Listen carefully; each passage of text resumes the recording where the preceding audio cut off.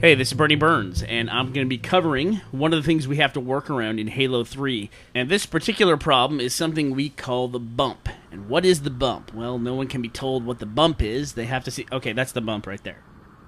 For some reason in Halo 3, whenever you get near an object that you can interact with, like a car or a crate or any of the forage objects, and you walk up to it and it's sitting still, it makes a bump. It does this little hickety-jickety, like, bouncing maneuver. We don't know why, we just know that it does it.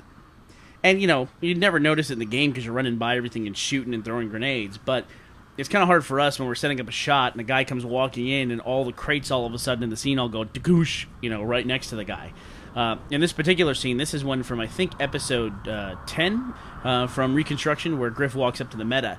Of course, every time Griff started walking, one of the crates would go bump.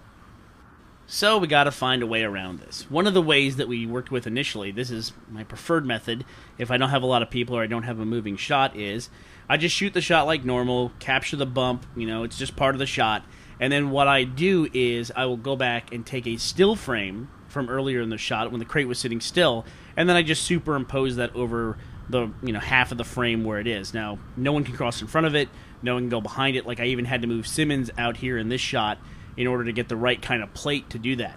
And actually here on the final shot, you can still see where the plate is because Griff's shadow, when he walks back here, will fall across. There'll be a hard line where his shadow stops. We would reframe that for an actual shot in a show, but this is just for demonstration purposes. But if you do have a lot of people or you want to have a more dynamic shot, we got to have some other kind of workaround. So what we did is let's bring Church in here to help us. Now Church is going to stand on the right side of the crate, and he's going to initiate the bump. And then what will happen is after we get the bump in place, then Griff has a little bit of time before everything resets, and he can start his walk, and we get a nice clean shot.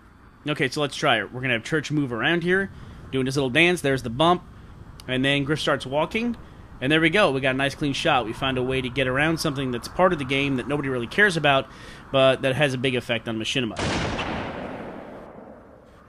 You will still be able to see this in some scenes of Red vs. Blue. In fact, if we're in the middle of a battle scene, which I know for us is rare, but if we do have one and the bump occurs, we won't even bother to take it out. What we'll do is we'll just add a grenade sound effect that motivates the reason why stuff is moving around. So, just another example of how cheap and lazy can actually be the best path sometimes. We're here for you.